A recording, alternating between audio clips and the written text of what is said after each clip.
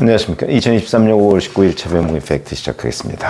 김남국 무소속 의원이 작년 1월부터 2월까지 이제 위믹스라는 코인을 빗썸이라는 거래소에서 업비트로 옮기는 과정, 이에 대해서 옮긴 그 총액이 40억 원어치 정도 됐는데 60만 개 정도. 그런데 그 중에 업비트에서 김남국 의원한테 이 돈이 누구 돈이냐? 라고 얘기를 했더니 10억에 대해서만 소명을 하고 30억 원 부분을 소명을 못했다. 이런 얘기 이제 다 보도가 돼서 아마 알고 계실 겁니다. 자, 이것 때문에 업비트가 이거 비정상적인 거래인데 이러면서 이제 FIU 금융정보분석원에 신고를 해서 금융정보분석원에서 이런저런 그 AI 또는 판단관 이런 사람들이 해서 이거 수상하다. 이래서 이상거래로 검찰에 의뢰를 한 거. 이게 이제 이 전체적인 핵심인데, 오늘 하태경 국민의힘 의원이 제보를 받았다고 하면서, 물론 뭐 제보 내용이 다 맞는 건 아니죠. 그러나 제법 그럴듯한데 돈 세탁 혐의를 중점적으로 얘기를 했습니다. 페이스북에다 이렇게 얘기하는 거죠. 전문가들도 도저히 이해 못하는 게 바로 이 36억 위믹스를 출시 한 달도 안 된 클레이페이로 교환한 것이다. 무슨 얘기냐면 작년 2월에 위믹스는 그래도 비교적 클레이페이에 비하면 안정적인 코인인데 이거를 1월 뭐 17일인가요? 뭐 이 정도에 출시된 그런 클레이페이라는 코인으로 바꾼 겁니다. 바꿨는데 그 과정에서 대략 15억 원 정도 손해를 봤다. 이런 게 일반적이에요. 그러니까 일반적으로 보면 이런 거래는 성립할 수가 없는 거죠. 그게 이상하다는 거죠. 그걸 지금 하태경 의원한테 누군가가 또 제보를 했는데 그게 뭐냐? 이런 부분인데 하태경 의원이 제보받은 내용을 설명하는 것을 보면 이렇습니다. 그 당시 클레이페이가 현재 잔존 가치가 4,700만 원밖에 안 된답니다. 그러니까 36억 원을 어치를 교환을 했는데 그 지금 현재 잔존 가치가 4,700만 원. 그러면 100분의 1 토막이 났는데 이거마저 거래가 안 되는 쓰레기다. 사실상 36억 전부를 날린 거다. 그런데 제보에 따르면 이 코인판에 자금 세탁을 전문으로 하는 주가 조작 세력이 많이 들어왔고 클레이페이가 그 중에 하나다.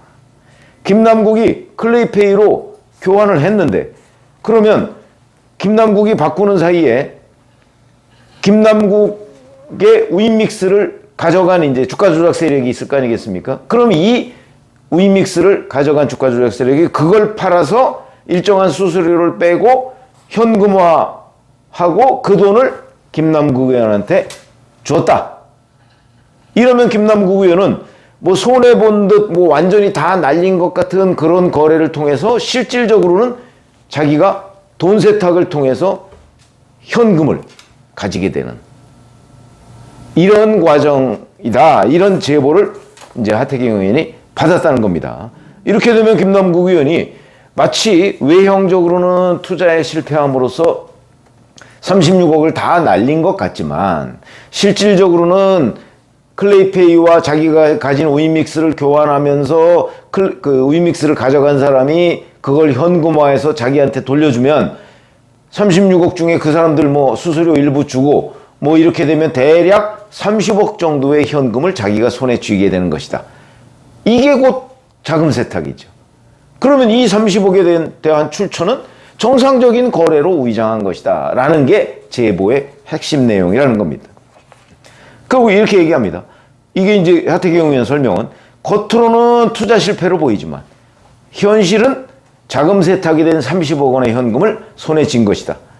그리고 클레이페이 이걸 만든 사람들은 2달 뒤에 세상에서 완전히 자취를 감췄다. 완벽한 자금 세탁이 이루어진 거고 이걸 그 세계에서 이 과정을 은어로 설거지라고 한다. 그러면서 이제 작년 2월은 대선이 1년 정도, 아니 1년이 아니죠. 한 달 정도 남겨놓은 시점이기 때문에 이재명 당시 후보의 자금이 세탁된 것 아니냐. 뭐 여기까지 이제 의문을 제기하고 있습니다. 이건 뭐 제보 내용이라고 하니까 그 제보 내용이 뭐 얼마나 구체적인 걸 가지고 있는지는 모르겠으나 여하튼 이거 말고 또 하나 이런 게 있습니다. 작년 1월부터 2월 사이에 불과 12시간 사이에 빗썸이라는 거래소에서 업비트로, 그리고 업비트에서 카카오 클립, 개인 지갑이죠, 여기로 옮긴 것, 이게 위믹스가 60만 개가 이동했다고 말씀을 드렸죠. 근데 이게 작년 1월 31일 새벽 4시쯤에 빗썸에서 업비트로 간 게 62만 개, 약 47억 원어치고, 그 중에서 57만 7천여 개, 약 44억 원어치가 카카오 클립으로 옮겨갔고요. 그리고 바로 그 다음날 오후 3시경 또다시 업비트에서 김남국 의원의 클립 지갑으로 총 21차례 막 쪼개기식으로 57만 7,159개의 위믹스가 건너갔다는 거죠. 그런데 업비트에서는 김남국 의원한테 이 자금의 출처가 뭐냐, 이렇게 계속 자금 출처를 요구했는데 2월 14일에 똑같은 거래를 또 했다는 겁니다. 빗썸에서 업비트로 10차례에 걸쳐서 26만여 개, 약 17억 원어치의 위믹스를 보냈고, 그 다음에 업비트에서 카카오 클립으로 또다시 23만여 개 정도의 위믹스가 옮겨졌다. 근데 빗썸이나 업비트 같은 이 대형 거래소하고 카카오 클립하고는 다르다.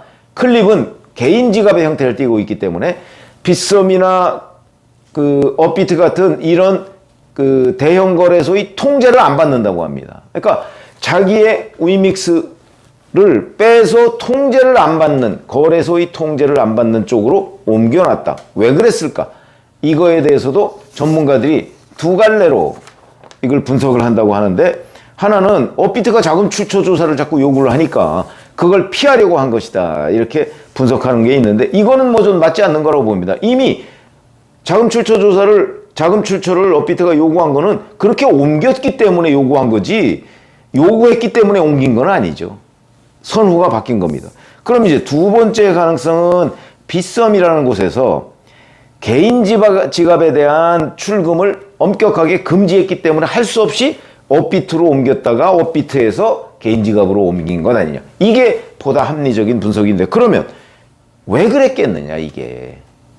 이런 것들이 이제 또 궁금해지는 대목인데, 거래소의 통제를 안 받고 개인 지갑으로 옮겼다.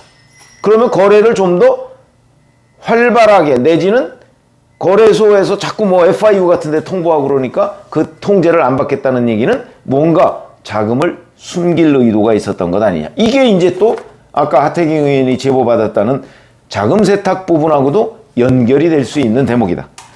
뿐만 아니고 FIU의 이런저런 이제 필터링 과정, 이런 것들을 설계했다는 문송천 카이스트 경영대학원 명예교수, 제가 한번 말씀드린 적이 있죠. 여기도 그렇게 얘기합니다. FIU의 혐의 거래 시스템 작동 원리를 토대로 분석을 해보면 이건 자금 세탁이다. 그게 제일 유력하다. 김남국 의원이 해명한 걸 보면 뭐 단순한 코인 투자 내지는 에어드롭, 코인 이체 뭐 이런 얘기를 하고 있는데, 이거는 원래 설계대로라면 FIU의 감시 대상이 아니다. 그러니까 김남국 의원은 이러이러하기 때문에 이건 정상적인 거래입니다 라고 얘기하지만, FIU에서 이게 이상한 거래다 라고 얘기할 때는 이런 것들은 아예 해당이 안 되고, 이상한 거래의 핵심은 자금 세탁이다, 이렇게 문송천 교수도 얘기하고 있습니다. 그러니까 문송천 교수 말에 따르면 FIU가 이상 거래라고 집어낸 거는 결국은 이거는 자금 세탁이 유력합니다, 이런 뜻이다, 이렇게 설명을 하고 있거든요. 자, 그러면 FIU가 이제 돈 세탁이 유력하다고 했고, 또 하태경 의원도 뭐 누군가의 제보인지는 잘 모르겠습니다만은 여하튼 돈 세탁 부분에 대한 제보를 받았다고 하면서 쭉 설명을 하고, 그 다음에 결정적인 거는 김남국 의원이 작년 1월에서 2월 사이에 40억 원어치의 위믹스가 이동을 했는데, 그 중에 30억 원 부분에 관해서 자금 출처 소명을 못했고, 이런 것들을 종합적으로 해보면, 종합적으로 우리가 결론을 맺어보면 결국은 이 사람들이 얘기하는 것처럼 돈 세탁 내지는 자금 세탁의 가능성이 대단히 높고, 이걸 이제 물론 단정적으로 얘기할 수 있는 건 아니죠. 그러나 분석적으로 들여다본다면 코인 전문가들의 의견을 종합해보고 FIU 필터링 과정 뭐 이런 것들을 설계한 사람들의 의견 이런 것들을 종합해보면 자금 세탁의 가능성이 짙어지는 것 아니냐. 그러니까 이제 결국 핵심은 작년 1월, 2월 사이에 위믹스가 빗썸에서 업비트로, 업비트에서 카카오 개인 지갑으로 대거 이동하는 과정, 그 부분을 잘 추측하고 그 돈의 원천적인 출처가 어디냐. 그게 이제 굉장히 중요한 대목이죠. 만약에 정말 하태경 의원한테 제보했다는 사람 말처럼 대선을 1개월 정도 앞두고 누군가의 돈이 들어와서 그거를 세탁할 필요성이 있었다. 그걸 김남국 의원이 해줬다. 라고 얘기한다면 이재명 후보의 가능성 없지 않은 거죠. 그러나 지금 거기까지는 아직은 상상력 수준에 그치고 있는 것이다. 근데 이 여러 가지 이 가상화폐에 대해서 좀 안다는 사람들 또는 전문가라는 사람들의 얘기를 종합해 보면 돈 세탁 이 냄새가 난다. 그럼 이제 만약에 돈 세탁 부분이 확인이 됐다 그러면 그 다음에 이제 왜 돈 세탁을 했을까? 여기로 이제 그 수사의 방향이 옮겨지겠죠. 아직 거기까지는 가지 않았지만 제가 지금 말씀드리는 내용은 관련 얘기들을 이렇게 지금 뭐 벌써 꽤 지났습니다. 이 사건이 벌어진 지. 근데 김남국 의원의 태도도 뭔가 수상하고 그 다음에 전문가들도 자꾸 돈 세탁 쪽으로 지금 초점을 맞추고 있는 것을 보면 적어도 이 전체적인 의혹이 결국은 김남국 의원의 돈 세탁 가능성 이 부분으로 모아지고 있다. 그래서 앞으로는 이 부분을 좀 중점적으로 이게 이제 저는 원래 원천적인 돈의 출처가 어디냐 이거 말씀을 드렸었죠. 그러면 그게 쫓아가다 보면 처음 돈의 출처도 결국 김남국 의원 자기 돈이 아니고 누군가의 돈이 유입돼 있을 가능성이 있다. 그러니까 중간 과정을 통해서 김남국 의원이 돈 세탁을 해준 것 아니냐. 이제 이렇게 가설이 성립할 수가 있는데 지금 현재 뭐 검찰이 수사 중이니까 그 수사가 뭐 아직은 초기 단계로 보입니다만은 그렇게 돼서 나중에 진짜 뭐 김웅 의원 말대로 의외의 큰 코인 게이트가 될 수도 있겠다. 뭐 이런 생각이 들어서 이게 만약에 김남국 의원의 돈 세탁 쪽으로 결론이 난다면 그러면 이제 누굴 위한 돈 세탁까지 이렇게 돼서 정말 어마어마한 사건이 될 수도 있겠다. 그래서 주의 깊게 이 관련 전문가들의 돈 세탁 주장 이걸 한번 우리가 살펴봐야 되겠다. 이런 말씀을 드립니다. 고맙습니다.